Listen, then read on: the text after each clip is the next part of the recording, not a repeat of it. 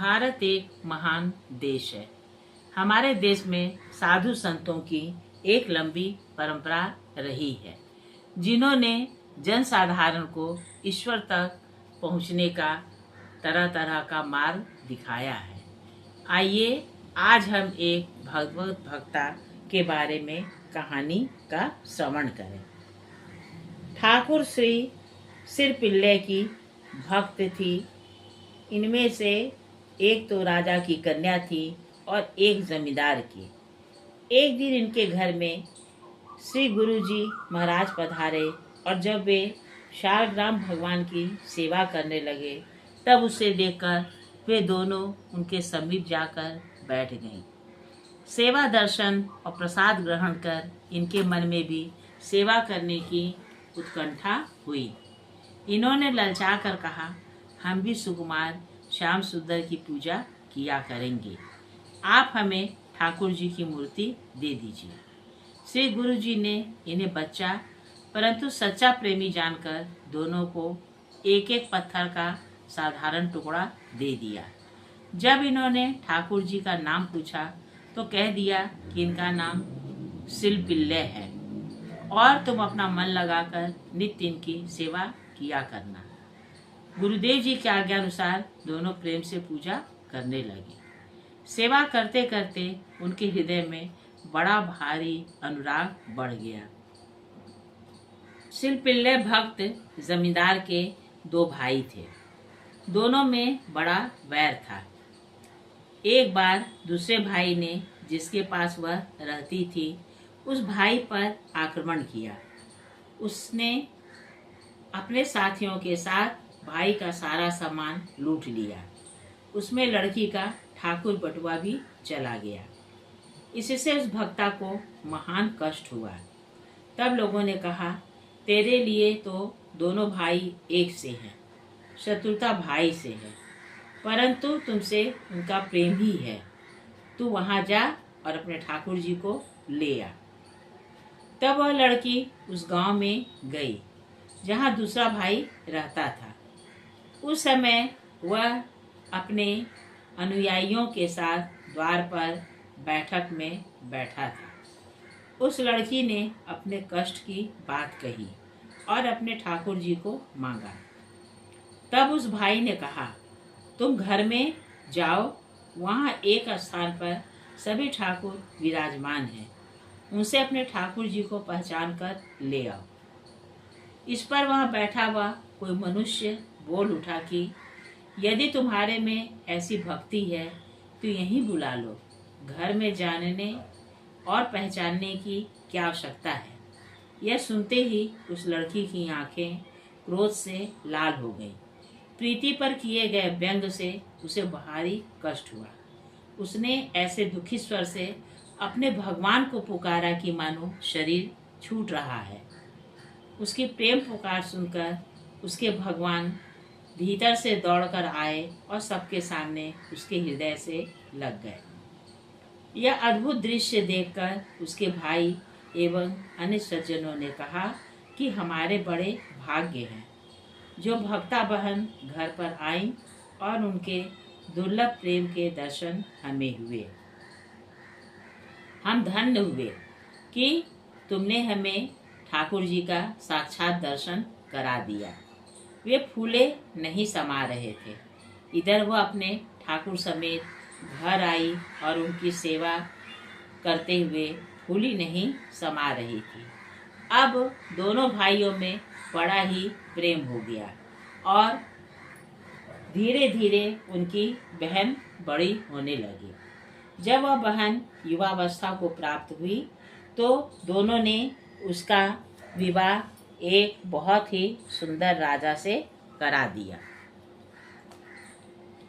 देवयोग से उसका विवाह जिससे हुआ वह और उसके घर के सभी लोग भक्ति से विमुख थे।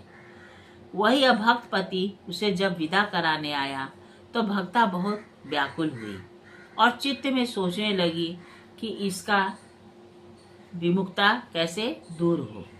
घर वालों ने उसे पति के साथ विदा कर दिया। वह अपने ही प्रेम रोग में रंगी हुई उसके साथ चली। अब भगवत विमुख पति के संपर्क से बचने का एकमात्र सहारा भगवान ही थे, जिनसे वह प्रेम करती थी। रास्ते में उसका पति उसके पास आया और वार्तालाप करके उसने उससे प्रेम करना चाहा, परंतु उस भक्ता ने कहा, यदि आप मुझसे बातचीत करना चाहते हैं तो पहले अपने हृदय में भगवत भक्ति की इच्छा उत्पन्न करो। बिना भक्ति को मुझसे दूर रहो। यह सुनकर उसको बड़ा क्रोध आया और उसने अपने मन में सोचा कि इसके पास जो पूजा पाठ की पिटारी है, इसमें जो कुछ है उसी में इसका मन लगा है, उसे लेकर इसको अलग कर देना चाहिए। अवसर पाकर उसने पिटारी को चुराकर नदी में फेंक दिया। इससे उस राजकन्या के हृदय में एक दूसरा दुख उत्पन्न हो गया। उस राजकन्या ने अन्न जल का त्याग कर दिया। तब उसके पति ने उसे अनेक प्रकार से प्रसन्न करना चाहा, परंतु जिसके सर्वस्व भगवान छीन लिए गए हो वह भला कैसे प्रसन्न हो। इसके बाद जब वे सब घर पर आए तब उसके पति ने मार्ग में घटी घटना का विवरण सुनाया। शरीर दिन प्रतिदिन क्षीण होते देख घर के लोगों ने कहा, तुमने ऐसा हठ क्यों ठाना है। उसकी सास ने उसे बहुत समझाया और उसे अपने हाथ से खिलाने लगी, पर खाने की क्या बात। उसे उन लोगों से बोलना भी अच्छा नहीं लग रहा था, वह मर न जाए।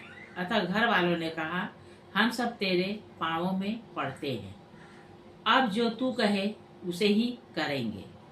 तब उस भक्ता ने कहा, वे ही मेरे सिर पिल्ले भगवान, जब आए तभी मैं जीवित रह सकती हूँ। तब वह भक्ता घर वालों के साथ उसी नदी के समीप आई जहाँ जल में पिटारी फेंकी गई थी। प्रभु का स्मरण आते ही उसे चक्कर सा आ गया और वह मूर्छित होकर भूमि पर गिर पड़ी। उसके नेत्रों से आंसुओं की धारा बहने लगी। फिर वह अत्यंत दुखित स्वर से अपने प्राणनाथ सिर पिल्ले भगवान को पुकारने लगी। भगवान श्याम सुंदर तो भक्ति के वश में रहते ही हैं। दीन पुकार सुनते ही सिर पिल्ले भगवान दौड़कर आए और उसे अपने सीने से लगा लिया। उनके साथ यह पिटारी भी आ गई। इस प्रकार भक्ता के पति, सास, ससुर आदि सब ने जब ऐसा चमत्कार देखा तो वे बड़े प्रभावित हुए। उस जमींदार कन्या ने अपनी भक्ति से सबको भक्त बना दिया। वे सब उसी वक्त से भगवान की सेवा में लग गए। वे कहने लगे, हम सबों के भाग्य जग गए जो ऐसी बहू घर आई। अब राजा बहुत ही भक्त हो गया। उसके यहाँ बहुत से साधु संत आने लगे। राजा उनकी प्रेम से सेवा करता था। एक बार एक महान संत अपने साथियों समेत पधारे। राजा सत्संग के कारण उनसे बड़ा प्रेम करने लगे। वे संत राजा के यहाँ से नित्य ही चलने को तैयार होते, परंतु राजा एक न एक बार उत्सव आदि के बारे में बतलाकर प्रार्थना करके उन्हें रोकता और कहता कि प्रभु आज रुक जाइए, कल चले जाइएगा। इस प्रकार उनको 1 वर्ष और कुछ मास बीत गए। एक दिन उन संतों ने निश्चय किया कि कल हम अवश्य ही चले जाएंगे। राजा के रोकने पर किसी भी प्रकार से नहीं रुकेंगे। यह जानकर राजा की इस प्रकार व्याकुल हुआ कि उसका शरीर छूटने लगा। रानी ने राजा से पूछकर सब जान लिया कि राजा संत वियोग से जीवित न रहेगा। तब उसने संतों को रोकने के लिए अपने पुत्र को विष दे दिया, क्योंकि वे संत ही स्वतंत्र हैं, इन्हें कैसे रोक कर रखा जाए और इसका कोई उपाय नहीं है। प्रातः काल होने से पहले ही रानी रो उठी। अन्य दासियां भी रोने लगी। राजपुत्र के मरने की बात फैल गई। राजमहल में कोलाहल मच गया। संत ने सुना तो शीघ्र ही राजभवन में प्रवेश किया और जाकर बालक को देखा। उसका शरीर विष के प्रभाव से नीला पड़ गया था, जो इस बात का साक्षी था कि बालक को विष दिया गया है। महात्मा जी ने रानी से पूछा, सत्य कहो, तुमने यह क्या किया? रानी ने कहा, आप निश्चय ही चले जाना चाहते थे और हमारे नेत्रों को आपके दर्शनों की अभिलाषा है। आपको रोकने के लिए ही यह उपाय किया गया है। राजा और रानी की ऐसी अद्भुत भक्ति देखकर वे महात्मा जोर से रोने लगे। उनका कंठ गदगद हो गया।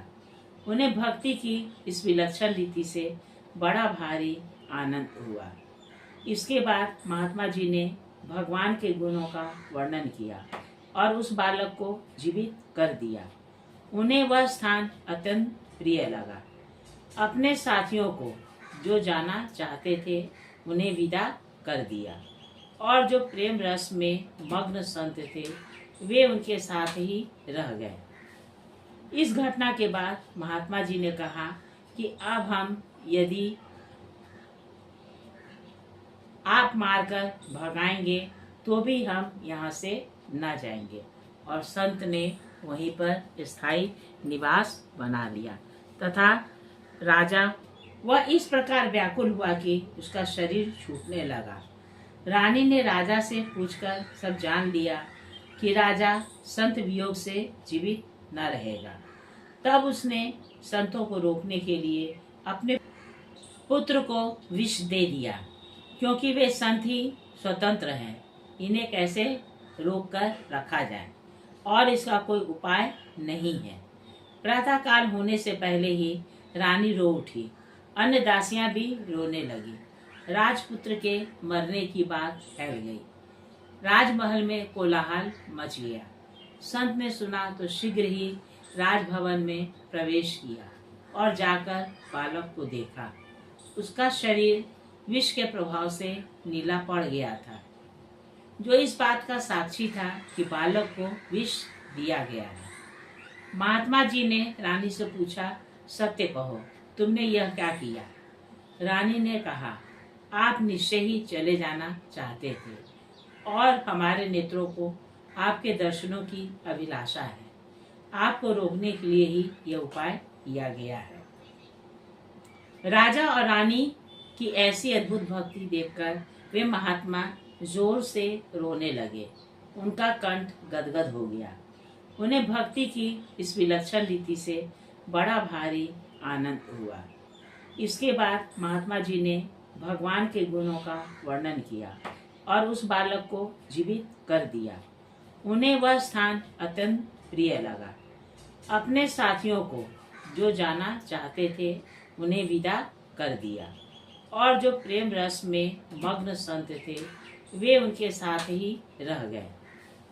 इस घटना के बाद महात्मा जी वहीं पर स्थायी निवास बना लिया तथा राजा उनके साथ नित्य सत्संग करने लगा और अपने राजपाट को संभालने लगा। कहिए मेरे श्रद्धालु श्रोताओं, आपको मेरे द्वारा कही गई यह कहानी कैसी लगी? अगर अच्छी लगी है तो कृपया इसे लाइक और सब्सक्राइब कीजिएगा। नमस्कार।